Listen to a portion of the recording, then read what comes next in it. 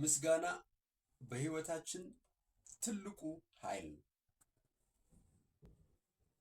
የምናመሰግነው አንድ ነገር ስናገኝ፣ አንድ ነገር ሲሆንልን አይደለም። ቀድመን ነው ማመስገን ያለብን የምንፈልገውን ነገር እንዲሆንልን። የሚያመሰግን ሰው፣ የሚያመሰግን ልብ ሁልጊዜ ስኬታማ ነው። ለምን? ምስጋና በባህሪው ውለታ አይደለም። ምክንያቱም ውለታ ለዋለልን አምላክ ወይም ፈጣሪ የምንሰጠው ገጸ በረከት አይደለም።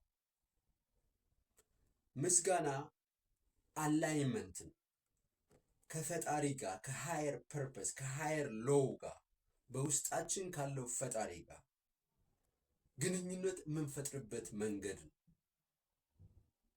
እንጂ ውለታ የምንመልስበት መንገድ አይደለም። ምክንያቱም ከኛ ውለታ የሚጠብቅ አምላክ የለም። ነገር ግን በህይወታችን የምንፈልገውን ነገር እንድናሳካ እንዲረዳን አላይንመንት እንፈጥራለን። ከዛ ኃይል ጋር ከዛ ፈጣሪ ጋር ራሳችንን የምናገናኘው በምስጋና ነው። ስለዚህ ነገሮች ከተሳኩ በኋላ ነገሮች ከሆኑ በኋላ የምንሰጠው ሳይሆን ነገሮች ከመሆናቸው በፊት የምናደርገው ተግባር ነው ማለት ነው። ለምን? ምስጋና እነኚህ ጥቅሞች ስላሉት። የመጀመሪያው ሰልፍ ኮንትሮል። ምንም አይነት ችግር ውስጥ ብንሆን፣ ምንም አይነት ጭንቀት ውስጥ ብንሆን፣ ምንም አይነት መከራ ውስጥ ብንሆን ያንን መከራ የምናልፈው መጀመሪያ ስናመሰግን ነው። የምናመሰግነው እዛ መከራ ውስጥ ስለሆንን አይደለም። ባመሰገንን ቅጽበት ራሳችንን መቆጣጠር እንችላለን። ደጋግመን ስናመሰግን ያ ኃይል እኛ የሚጠብቀን ኃይል ከዛ ችግር ውስጥ እንድንወጣው የሚፈልገው ኃይል በር እየከፈትንለት ነው። ምክንያቱም የሚጠብቀን የፈጠረን ኃይል ፈተና ውስጥ አይከተንም። በራሳችን ስራ በራሳችን አለማወቅ ግን ችግር ውስጥ ልንገባ እንችላለን። ከዛ ችግር ውስጥ ግን የምንወጣው ከዛ ኃይል ጋር ከፈጣሪ ጋር ግንኙነት ስንፈጥር ነው። ያንን የምናደርገው ምንድን ነው? በምስጋና ነው።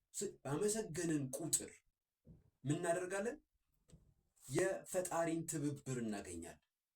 ምክንያቱም ያንን ችግር የምናልፈው በሌላ አካል አይደለም፣ በራሳችን ኃይል ነው፣ በራሳችን መንገድ፣ በራሳችን አእምሮ ነው። ግን ያንን ለማግኘት ማድረግ አለብን፣ መረጋጋት ያስፈልገናል። ስለዚህ በማንኛውም ችግር ውስጥ በማንኛውም ፈተና ውስጥ ስንሆን ደጋግመን ማመስገን፣ ደጋግመን ባመሰገንን ቁጥር ራሳችንን፣ ስሜታችንን፣ ቁጭታችንን፣ ንዴታችንን፣ ብስጭታችንን የመቆጣጠር ኃይል አለ። ይህንን ስናደርግ ራሳችንን ስንቆጣጠር ፎከሳችን ይጨምራል።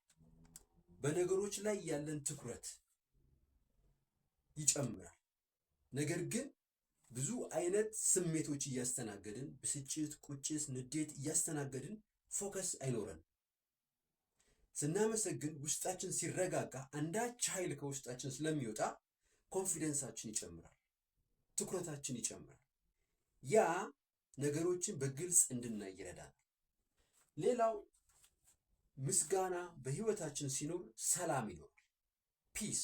ምክንያቱም እዚህ ጋር የሚያንቀለቅለን የሚያስፈራራን የሚያበሳጨን ኤነርጂን ከተቆጣጠርን ፎከሳችን ከጨመረ አእምሯችን ክሊርሊ ነገሮችን ማየት ከጀመረ እናገኛለን? ሰላም እናገኛለን። በውስጣችን ሰላም እናገኛለን። እነኚህ ሂደቶች ራሳችንን መቆጣጠር መቻላችን፣ ለነገሮች ትኩረት ማድረግ መቻላችን፣ በውስጣችን ሰላም መኖር ምን ይሰጡናል? ፓወር። ከየት የሚመጣ ፓወር?